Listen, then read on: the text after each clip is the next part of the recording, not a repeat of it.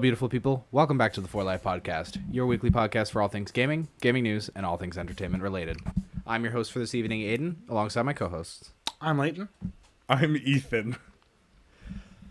As Layton mews into the camera, we will today we will be discussing something that I actually have not picked up yet, and I need to. Layton and Ethan decided to play Hi-Fi Rush, which is a game that came out last January. Yeah, January 2025. Yeah, it came at 5. Wait, 2025? January 25th. We actually sat down in Ethan and David's dorm last year and watched a Xbox developer direct in which they announced and released Hi-Fi Rush day one to Game Pass, and it became basically an overnight smash hit. And Yeah. they never really got into it until Layton decided to pick up the whole game and play the entire thing through. Yeah. Don't like. And then and then at the advice of Layton, Ethan decided to play the rest of it after he dropped it himself. I paused mainly because it was around the time that Hogwarts Legacy and mainly I think just Hogwarts Legacy was coming out. Do you regret buying that game? Yeah, Yeah. a little bit. I thought it was fun, but it definitely was not worth $70. So, What would be a game you would say is $70? Baldur's Gate. Recent years. Elden Ring. And Recently, Baldur's Gate. Yeah. Do you think Elden Ring is 100? Elden Ring is $60. You think Elden Ring is Those are worth both more? the exact same. No, I'm saying, do you think it's worth more, or is Baldur's Gate worth more, as far as paying? I would They're honestly both the put same. them the same. Baldur's Gate has more content. That doesn't mean Elden mister. Ring He has was less. asking me. I'm asking all Also, of you. it's so funny how Xbox it's $70, but on Steam it's $60. Baldur's Gate 3. Dude, I love Steam. Yeah. Well, it's because it's I love my more Lord a and Savior PC Gabe game. Newell. Released first to PC, then next to consoles. Gaben is awesome. I don't really know why it would. Yeah, it doesn't. It's Actually, now that I you know, think it's I kind don't of know, funny. that's why. Steam actually takes more of the profits than Xbox does. Is that burnt popcorn? And I don't know candy. what that is. I smell chocolatey stuff too. Someone's having a fondue party below us, I think. Ugh. Strange. Anyways, do you want? I can kick off the background if you want to. It was basically a slam dunk from TangoGameworks. It was developed by them, which they also did Evil Within, and I think they did another series, but they're more popular for Evil Within. Yeah, kind of a left turn, huh? Extremely. It's a survival horror game, and then it kind of jumps to this rhythm action, really high intensity game. They also made Ghostwire Tokyo. Right, yes. Wait, they made Ghostwire Tokyo? Yep. That's actually really cool. So survival horror, Hi-Fi Rush. Yeah. Rhythm. Both actually, Ghostwire Tokyo and Hi-Fi Rush were published by Bethesda, but this game is obviously it's a rhythm action game. It takes about 11 hours, probably 62 hours for 100% completion, and there is kind of a skill ceiling, I would say, for end game content. You have to be fairly good to get 100% completion, I would say. Yeah, because you have to BPM Rush and things like that. And BPM the Rush, ultra hard mode or rhythm mode or whatever they call BPM it. Rush, you have to get fucking good. So, the game. Layton, why day don't you one talk release. about gameplay? Well, hold on. Day one release, Ethan. Go ahead. So it was teased and dropped during a January Xbox Developers Direct, and right then and there, it was straight to Game Pass. It And came out of the blue. yeah, it was an immediate hit. It critics loved it, players liked it. It's still a little niche, I would say. A lot of people don't really know about it as much. Yeah, it blew up a lot more than it probably we thought it would. Right. Yeah. But now with Game of the Year, it won a Game of the Year award, so it's probably going to get a little bit more. A little more traction. But also, I wanted to ask how long did it take you to beat? Because it took me about 13 hours, the base game. Do you remember? That's a movie. Huh? 13 hours is a movie. That's great, Lee. How long did it take me to beat? Well, I'm good at the games 4 hours. I'm lying to you. I don't. I actually, I don't have a good sense of time for how long it took me to beat it. I think it was about. I checked your Couple of gameplay. days. Granted, you played BPM Rush. I played how a much good- do you play of that? Do you think? A decent bit, like a couple. I played a while in the end game stuff, but Okay. Well, it said What was- 15 hours. It said 15 hours. it on probably your took me thing, about so. 12, 13 hours to complete the game. No, because I played that for. I think it was 11 hours is how long it took me to finish the main story. Nice. All right. So, do you want to start story, or I can start story? I'll start story since I was already kind of leaning into it. Yeah. They can't see me with your big head in the way. So, Hi-Fi Rush is set in a world in like this technology advanced society, and they have a lot of.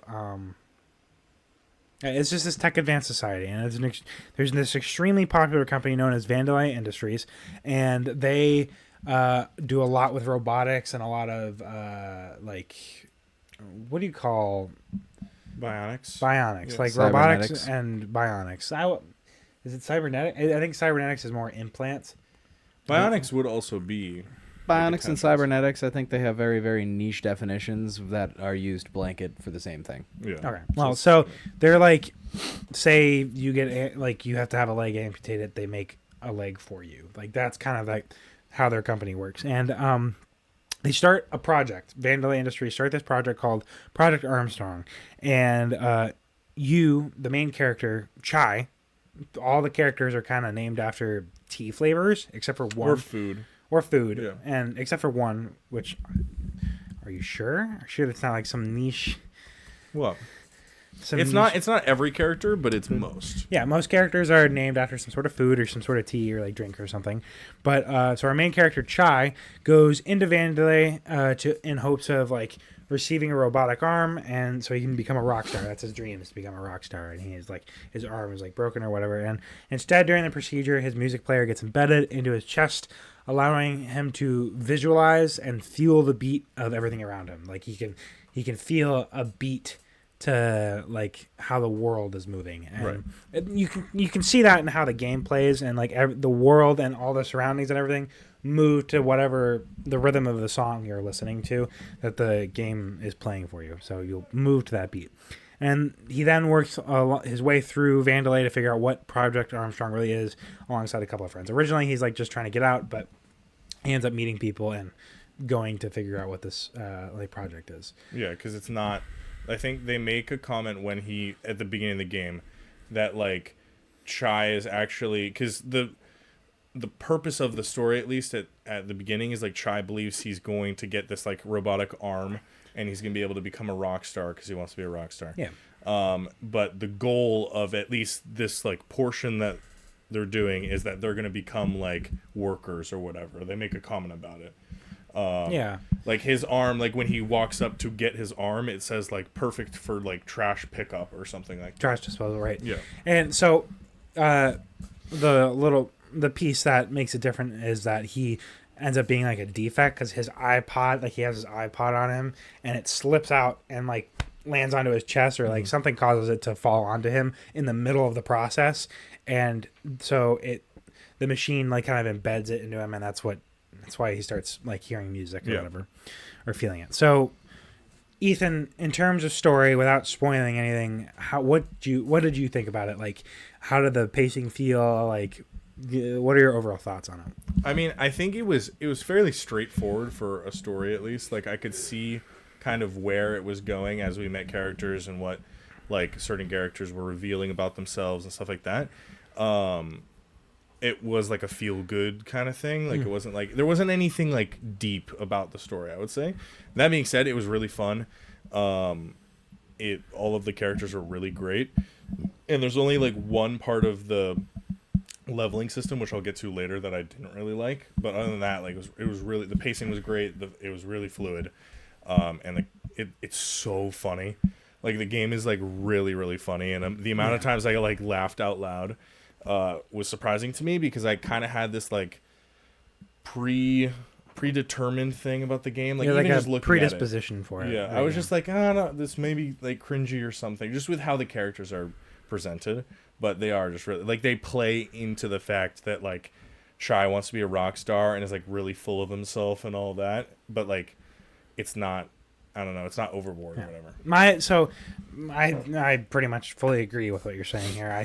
I think the one thing I would add is that The story does a very good job of showing character development, at least specifically in the main character. The other side characters, not so much really. I mean, maybe a little bit, but specifically in the main character, there's a lot of like good. I think there's a lot of good character development. He like learns to like be less of a jerk and more of a a cooperative person. It was actually quite surprising to see how well they kind of like they shifted things. Yeah. And it's only in really the cutscenes that you start seeing things like that, or like the voice lines. But I think overall it was a very well thought out story. I thought it was fun. All right. Aiden, So do you have anything you want to ask us? No, I just from the stuff that I've seen, like I tried it out for like a half second, and then got bored of it and never picked it back up. Lame. But That's because you listen to Undertale music. it's kind of his. It's kind of his. You would. I wouldn't. I know I would enjoy the music. I don't know. I've never really been a huge fan of beat 'em up games. Which is odd. Which I know it does something different with the rhythm stuff, but I'll probably play it eventually. That's exactly what the first portion it was like. It was like Hogwarts Legacy came out. I was like, ooh, might as well just go play that. But also like, I don't know. There was a little bit of like, I just don't see kind of the point, I guess. But like going back into it, it was like I just gave it a full on chance. Went through all of it. Was listening and paying attention the entire time, and it's great. It was really good. I think you'd appreciate it. So,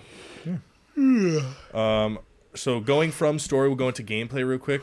The gameplay is fairly simple. It's a third-person perspective where you just parkour through each level. You're fighting like a variety of enemies. There's like they kind of set it up where you can kind of see where enemies are going to drop in. I had that as a negative at one point, but they do it every like. It's only in this one level later in the game that it got annoying because it was a tower, and so you're basically going up and you can really see, versus other levels it's like you're exploring and you're looking at all these things and you're getting voice lines and stuff. It felt in that level it was just very like, oh, I'm like kind of just having to get through this and like trudge through it. Yeah. You get upgrades and materials like as you explore and stuff, and then I would say honestly just overall the base movement is a little weird. It's like slow in a way. I don't know if you noticed that. I would disagree with you. I think so let me elaborate as to why, because I think I understand what you're talking about. It was like it felt slow probably because the way the beat was. It was probably like a 115 BPM or something like that. Mm-hmm. It was like it felt kind of like just an average like the way you play the game is you have to time your movements, and you time your combos, and you time everything based on the beat of the song you're listening to, or whatever like is going on. Yeah. And Chai, when you hit on beats, like you'll make like sound, like you cause sounds to happen, like you cause like a guitar riff, or you cause like a drum beat or a snare or something. And so like when you attack, like and you hit someone, you cause like a guitar solo if you finish a combo. Like it's quite fun. I really enjoyed it. But I think the reason you thought that it was slow was because especially the movement, like the dashing, getting through stuff, you don't, there's no run mechanic per se. You're kind of at one set pace, but you can dash, and you can dash up to 3 times on the beat. Like if you press the dash button on the beat, you could dash up to 3 times, and then you stop, reset, and do it again. And I think that kind of broke it up a little bit. So I think that could have been done a little bit more fluidly, I think is what you were feeling. It's definitely cool, though, at the same time. Like, I understand what they were doing, and in terms of, like, it's a leveling system. Like, you're going through a level designed specifically to make you look at certain stuff. It wasn't open world. It was linear. It was a linear game where you go through each like set place, and you go through each thing, and then each set place would have maybe a new enemy or a new mechanic that you would have to kind of learn, and the that area would teach you how to use that, and then eventually you kind of start using it in conjunction with everything else. I think like where they I don't know if you noticed that, like he always steps when you begin to move again, he steps on the beat. I don't know if you saw that. That's like really, I don't know how you do that, because like just input of the character, it like maybe that's why, is because it like no matter what your input is at a specific time halfway through or on the beat, your character adjusts to land. I found that was really helpful for me. Yeah. Because because it did that, I could readjust myself if I like screwed up the initial bit. He would land, or I would screw up like in the middle of a combo or something. He would land, and then I could reset myself. Right. And I thought that was more fluid, honestly. I thought, in my perspective, it was more of a like I felt more apt to recover from things. Maybe it was the jump then. I think because what I'm thinking about is not the jump was weird. Yeah, it's like the jumping from maybe there's a floating, what's it called, circle in the center of a level. Yeah. Jumping from one to one, that's what felt off. I know what you're saying there. The dash thing was really cool because you could, if you just timed it right, you could just fly through a level.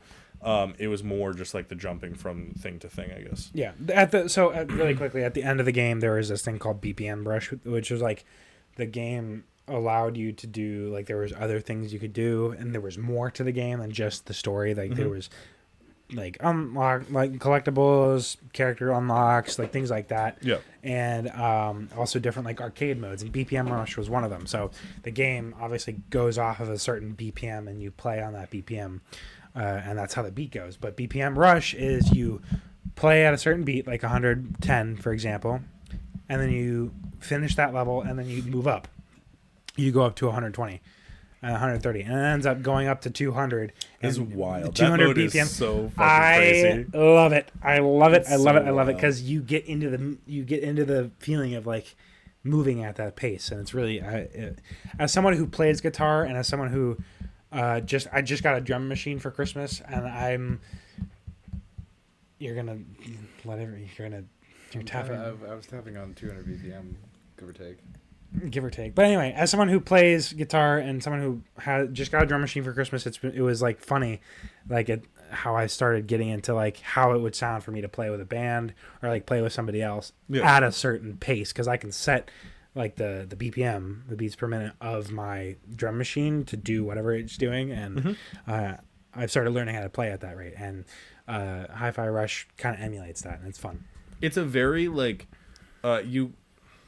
It honestly, it's extremely accessible for people who can't feel the beat as well.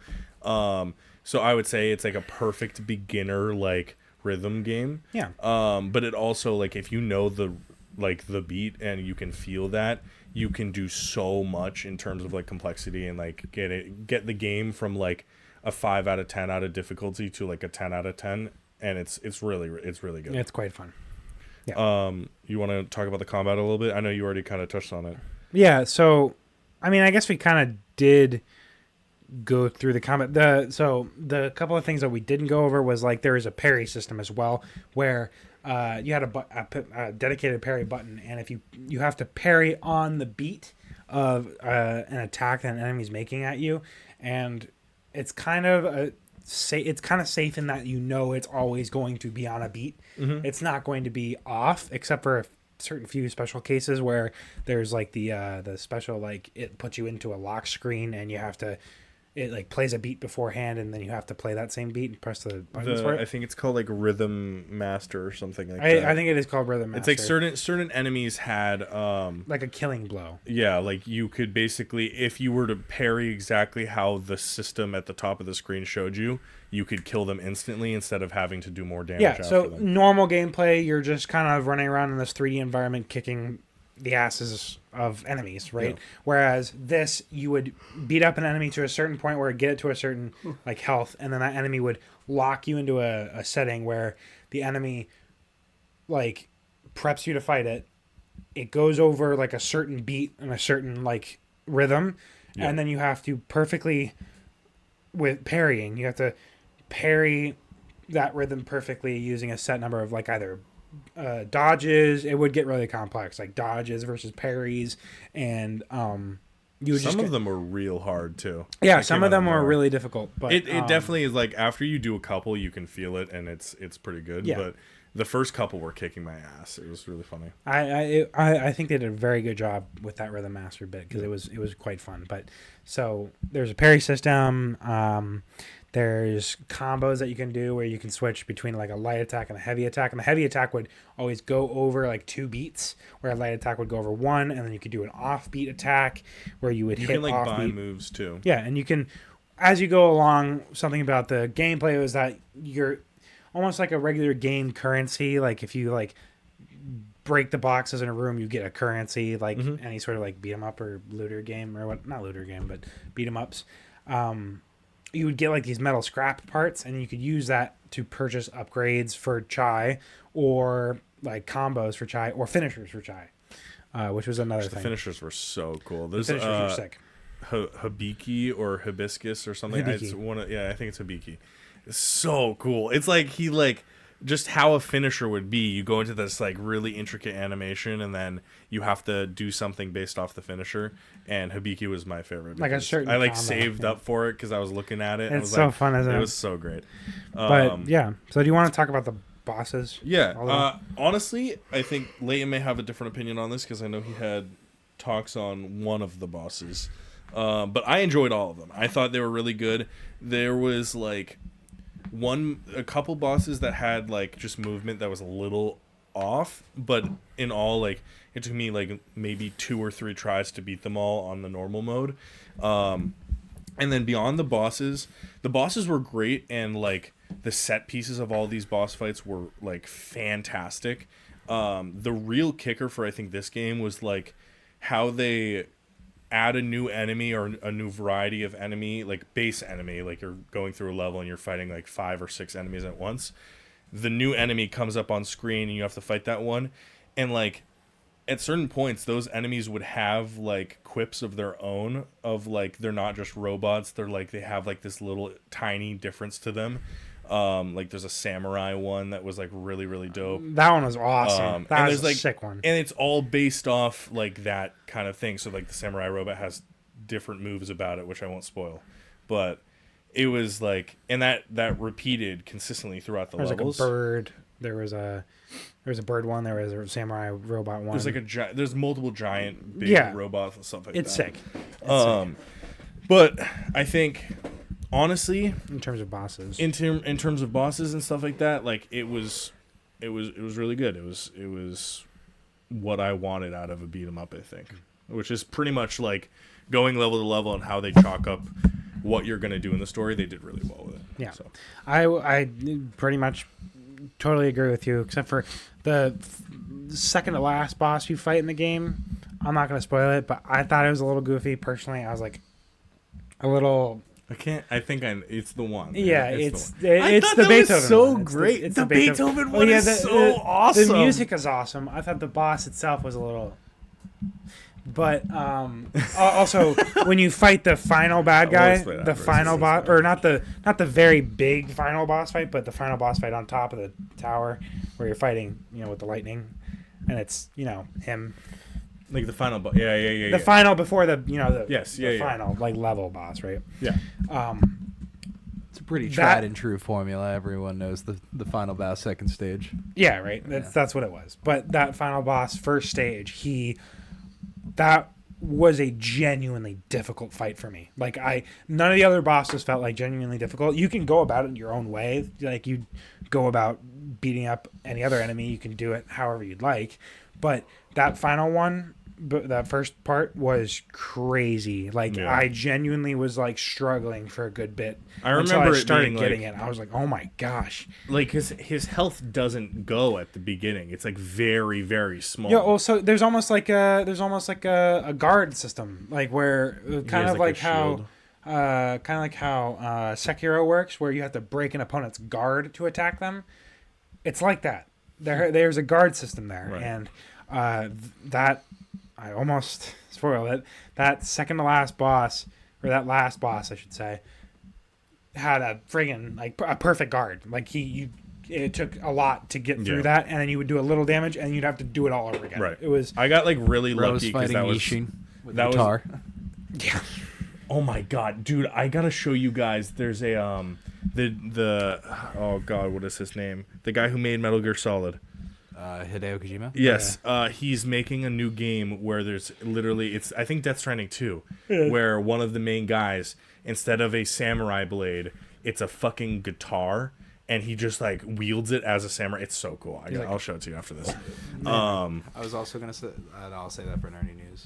Yeah, no, yeah, we can chalk that up to nerdy news. What was the fucking? I can't remember. I think around that time, the parry system is what, like, I was getting very good at parrying, and so that fight, like, I could tell right as I went into it, and, like, the health bar was just not going. I was like, ooh, this is gonna be rough, but I got really lucky in just, like, I was focusing in onto parrying at that time, so I was able to break his guard better. Yeah, it took me a good number of tries to actually do it, but then I did it. It was sick. So, but, do you want me to introduce the music, or?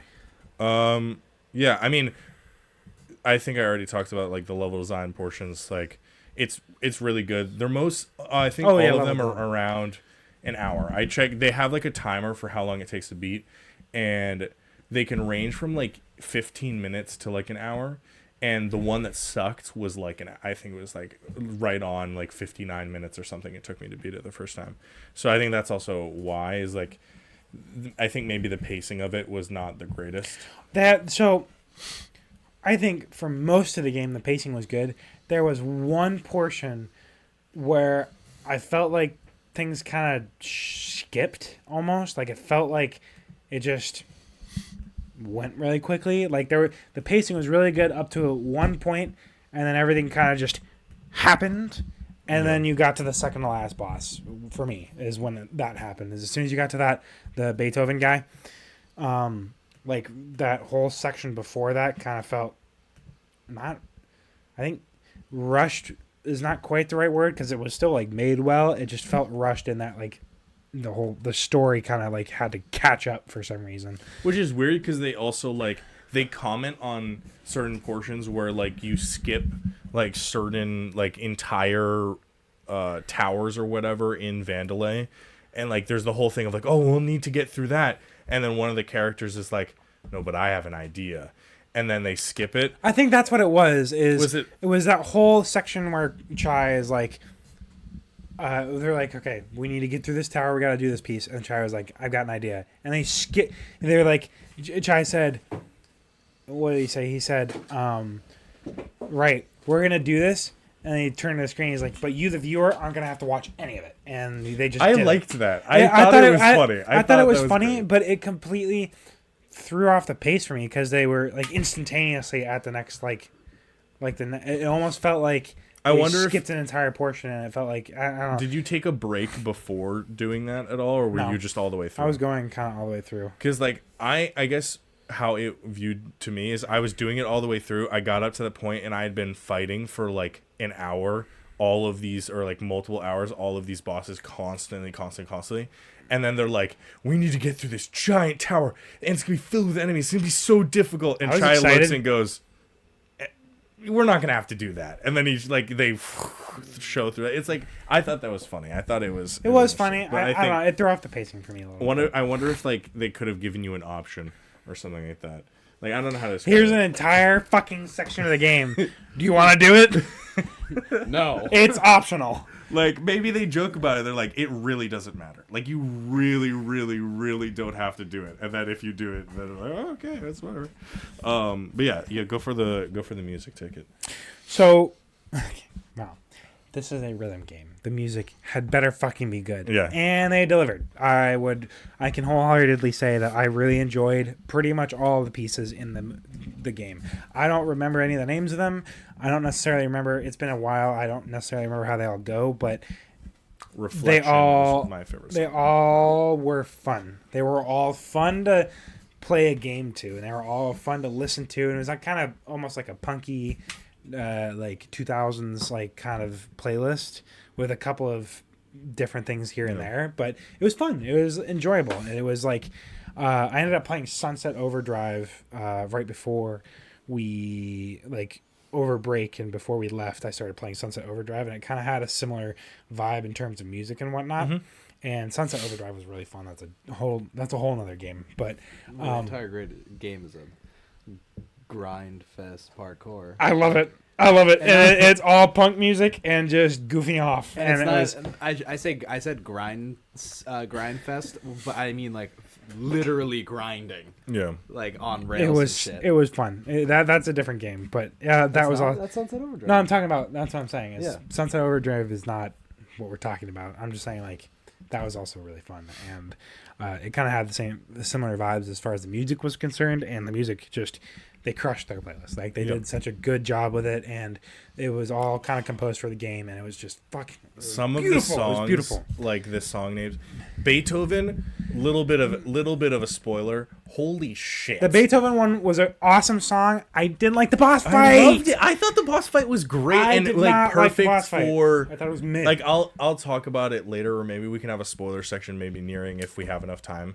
The issue, I think one of the biggest issues with that boss fight was not just the design of it, because the design is a different aspect that I have reservations about, but I think you just had predetermined things about it. It was like, dude, I'm not a furry. I'm sorry. Okay, listen. Sorry, it's a little spoiler. What? We're not going to talk about that. You guys can figure that one out on your own. But excuse me? We're not going into it.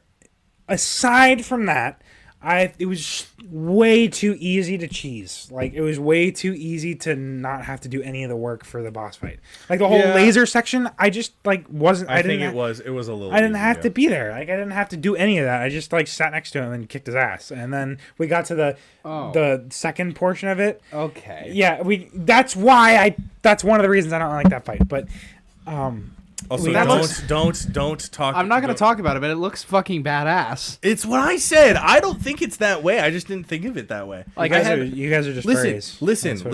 Are...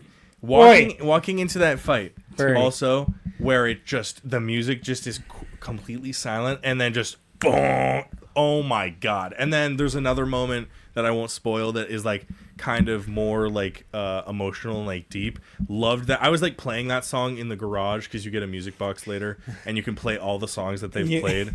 And I was just playing that song because I just really liked it. You get to the last fight and it starts playing the Dark Souls 3 like Lord of Cinder music and it's like, blew, blew, blew, with the piano. Yeah, pling, pling, plong. And I was like, okay. No, that would have been funny, but I thought the music choice and the direction was very well done. Really good. Very well done. So going for music, we'll talk about visuals, quality of life, and then we'll give our summary and rating. The visuals of this game were fantastic. Like the vibe that they went for was this like animated, just kind of, I don't know how to like.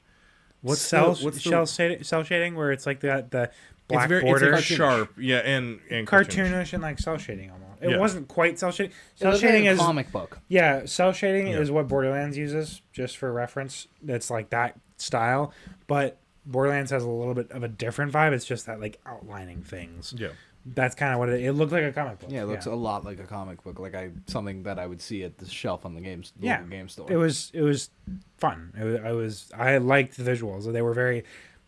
It kept me engaged almost. Like if things had been more boring, like as far as looking at stuff, I would have been less engaged. Like there's a lot of there was a lot of use of color and like different things. Like the different enemies had different coloration and whatnot. And the boss fight like snapshots that they would do at certain moments where you would like do like maybe a final blow and it would like a real this giant like vibrant. Oh, so cool. It was beautiful. It was very comic book-esque, and I thought I enjoyed it a lot. They had like a lot of like, there was a couple scenes where they went in like cinematic mode and there was like an actual cutscene, and that was like whoa, like, and it was like not like the game itself, it was like a actual animated thing that they did. Which was cool. And it switched to like turned into real life for one cuts. No, I'm kidding. It switched to like you saw all of Chai's like what he actually looked like.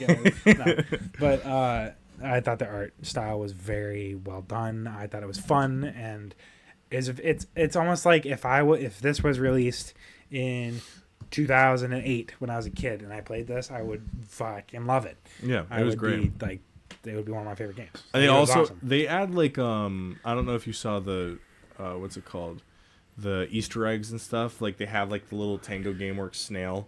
I did see that around. Like he's in one of the main boss fights. He's just sitting on the ground, and then like there's one where he like meets what a is friend. This fucking and stuff. Adventure Time? It's really funny. Also, I haven't watched Adventure Time. Neither have I. Really? I watched Gumball first, and I started watching Adventure Time. I haven't watched Gumball. Gumball's so much better. Gumball's so fun. I haven't watched any of those Gumball's shows. really funny. I am watching Adventure Time currently. Adventure Time Season 1 is a grind. Anything past that is fine. Yeah. That's like Clone Wars. You good? My mom's calling me. Go ahead. What was it? Yeah, but they have like Easter eggs, and there's other ones to their Path games like Evil Within and stuff like that, which is pretty cool. I'll have to see if they have any Ghostwire Tokyo stuff because that'd be pretty cool. Quality of life also was fairly good. It ran really well on my Xbox. I don't know about Lane, but I had like my first playthrough all the way through. I had no troubles with lag or bugs or anything like that. Going back and doing like the levels over again, there's I think the third level I had like almost had to like quit the game. It was like lagging so bad, and I'm checking my internet. I'm like I'm at like 150 megabytes per second. It wouldn't be an internet thing unless you were cloud streaming it. Yeah, I was really confused. I was like, I don't understand what's happening. Maybe it's my Xbox or something. It's like heating. It's like overheated or something like that. I have no idea. It's because you played Fires of Rubicon for too long. That's what it was. Dude, that's so weird because I was just about to, like I literally was thinking in my head as you were talking. I was like, damn, I want to play Armored Core because like I was thinking about like going back and doing the levels. I want to play that game, dude. You can. Now that I know your password, I can. It's so fucking good, bro. It's so good. Oh my god! And apparently, I saw that apparently the when you do the game over again, it changes things on you. Armored Core? Yeah, like changes details that you're not supposed to. Like you kind of catch it, you're like, why is that changed? That's weird. And then you keep going. It's really cool. Yeah. Do you have any comments on quality of life? Really quickly. Just to continue with quality of life. I originally tried playing the game Cloud. I tried the Xbox Cloud service. Was that because you didn't have... Because I didn't have any space. Because I had fucking Destiny 2 on my console at the time. Or was that? I thought that was before. Was that before you got the Xbox though? No. Like you had the Xbox One. No. Oh, okay. Pretty sure I got the Xbox and then tried playing it. No, I think it was before. No, I think you're right. That's why I was like, I wouldn't understand. That's what it was. I hadn't downloaded it because I was out of storage and I was using. This was prior to me purchasing my own Xbox Series S, the black carbon 1 terabyte version, which is so much fucking better than the S. Fuck the white Sorry, version, Aiden. bro. I tried running it on my Xbox One S as the cloud software, and it was just really choppy and a lot of tears, a lot of screen tearing. Yeah. Whereas I think that's what was happening on mine, which was so confusing. That's weird. But when I downloaded it and ran it on its own, it ran perfectly fine. I had no problems with it. But so I really enjoyed it, and the visuals were fucking awesome. I loved it. It was great. All right, so going into kind of really quickly, Aiden, do you have any questions for us about before we give anything, our rating? anything we I really about? don't. You guys have talked about this a lot outside of podcast as well, and like that was a pretty comprehensive review. I know. I really truly enjoyed this game. I know I've said it before. I said it way before anybody else touched it or like played it like all the way through, like you included. Like I said it back in Game of the Year, like before then. When like, we were talking about our Game of the Year. Yeah, like I said it a while ago. I really, really enjoyed this game. This game, again, if it had come out 2008, 2009, when I was like really starting to play video games, it would have been a childhood favorite. I would have also loved this game as a child. Like, this would have been one of my favorite games. I really enjoy it now. I wouldn't set it as my favorite just because my taste and preferences have changed, but I loved it. I'm such a music nerd that this was just like one of those games I got into. It was really cool. I was genuinely surprised, and it was one of those things that was just like it came out of nowhere, and I was like, you know what, screw it. I'm going to play it because it looks fun. And I made a comment to Aiden, was like, they could make chai like the staple of like the same way like Forza is really big and stuff like that on Xbox. Like they could, or Sea of Thieves. Yeah. Like they could make chai and like Hi-Fi Rush a big thing and make more games out of it, because And especially if it was made in like 2008, like this game would have been fucking crazy for so many people. Well, yeah, because let's see what else. Like, what are some other games that like notable ones? Like fucking, what was Jet Set Radio? Jet Set Radio had that same kind of vibe to it, where it was just like that fast paced. I never played Jet Set Radio, fast paced, like like record scratch, like yeah, like kind of like 2000s, 90s kind of music, like punk really rock. Good. Sunset Overdrive is what I was talking about. If it came out around that time, it would have fucking blown up. There's not many games I can think about that have that kind of vibe. Yeah, I genuinely love it because it's just good fun. It's all in good fun is what it is, and a lot of games recently have been serious. Like, I mean, there's not been many like goofy fun one. I mean, yes, like we have Party Animals, but that's a party game. That's and after 20 minutes you want to kill each other. After 20 minutes, Ethan wants to kill me because I'm a fucking badass. Or we're laughing so hard that we're gonna piss ourselves. Fuck, I'm a badass.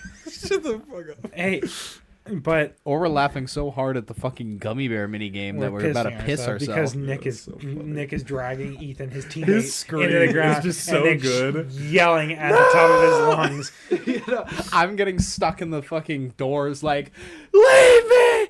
Ah! That was the funniest night I think we've had on that game. That's another great game. Ethan was pissing himself. He had to go on the fucking floor, dude. Honestly, though, I think from the difference of Party Animals and like it is fun. This game was like genuine. I just had a smile on my face the entire time. Yeah, me too. And except for that one level, which I was actually probably cursing like more times than I had a smile on my face the entire time, except for that second last boss because I'm not afraid. Bro, it was You're just wrong.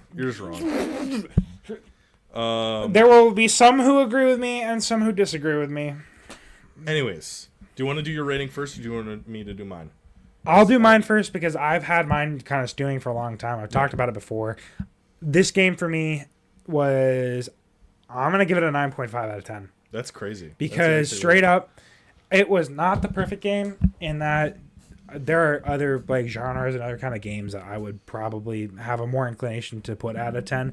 But I'm giving it 9.5 because there was just a little bit of feeling a little bit repetitive sometimes, and just a little bit that kind of like didn't quite set for me while I was playing the game, and kind of like threw me off a little bit, like that whole like skip. I almost felt like you're skipping ahead time, and like it was funny, but it was like it felt like you missed an entire section, that it kind of felt rushed. But for me, so that was pretty much my only critique of this game. I fucking loved this game. The accessibility options were awesome for this game too. Like at first I was not getting the beat for some reason. I think it was because I was playing on my Xbox One S.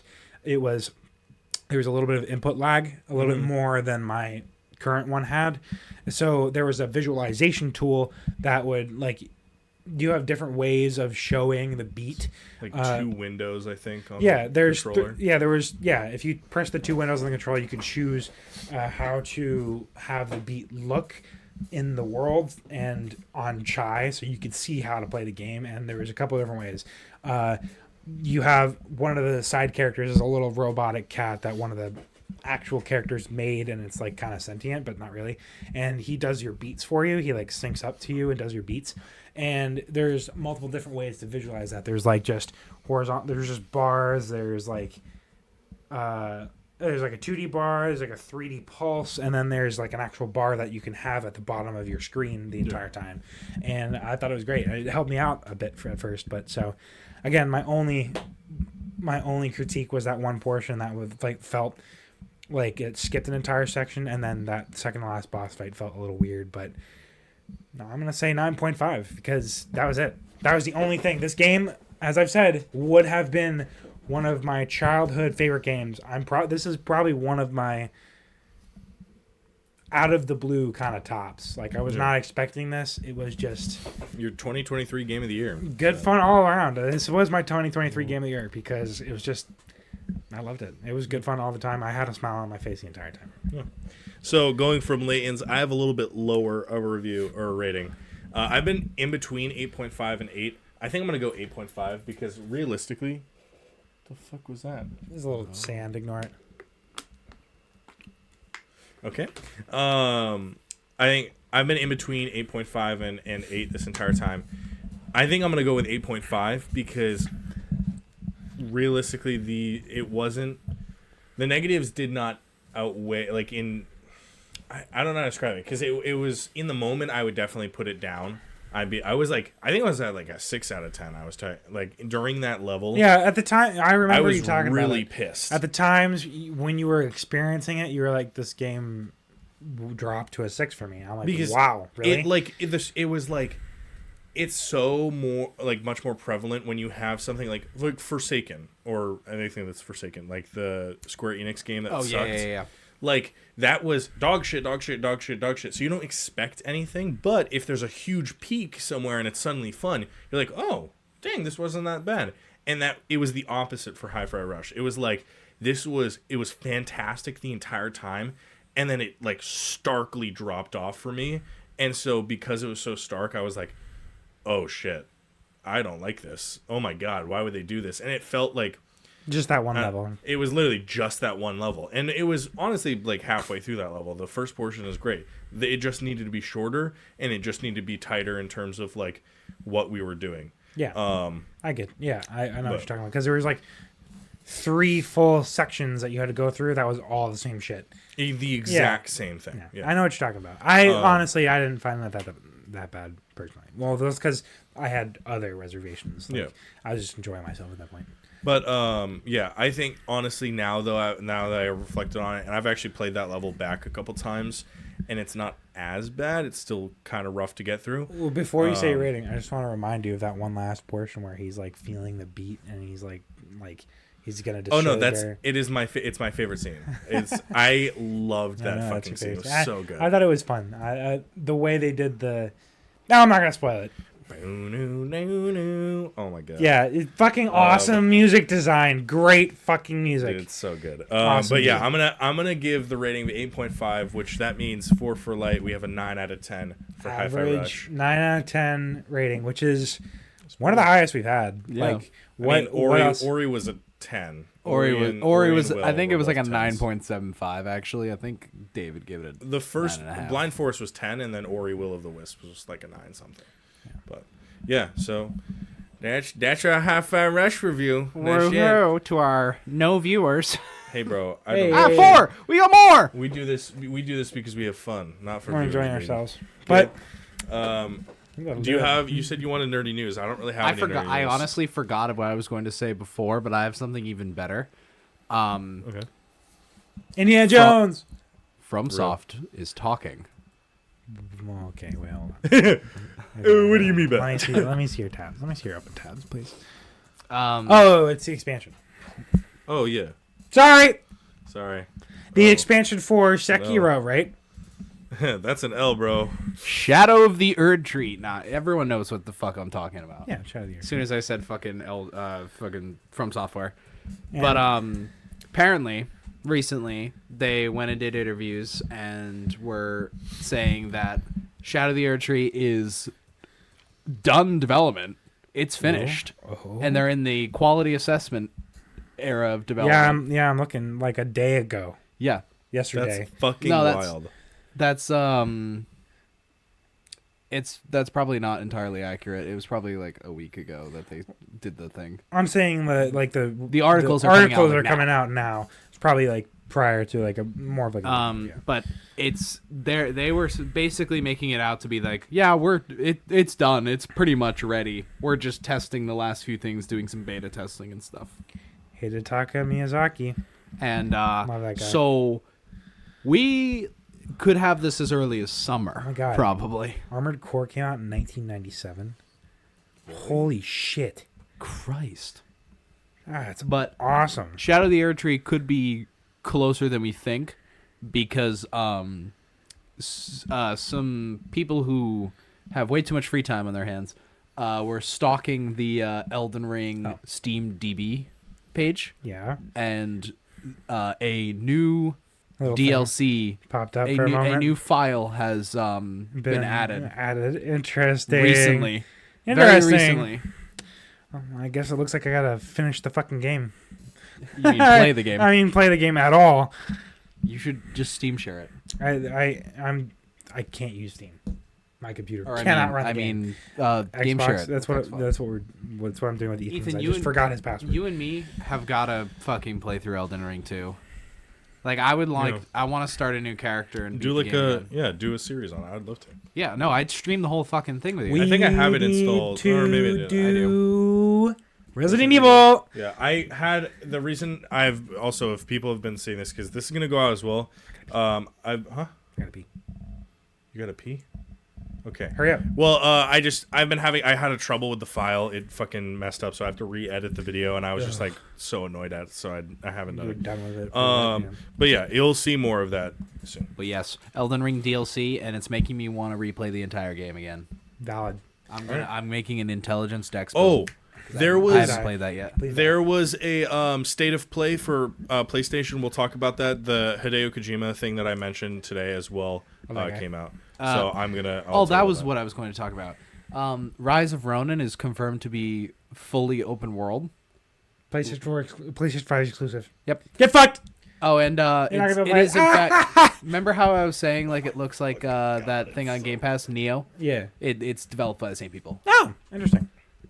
But so, is that it for nerding news? I think that's it for the podcast. Ethan, you this have week. anything else? I gotta show you guys this video. Well, not right now. Not right now. You gotta go pee. I really have to pee. Okay, all right, that's fine. Thank you to yeah, River 147 in the chat for resubscribing again. We always my appreciate boy. I just want to point out. See you tomorrow, bro. A little bit of nerdy news. So recently there was a United Nations General. Shut the fuck up. Shut up. All right. All right. See you guys. Thank you guys. We love you Thank you guys. guys so much for watching. Bye.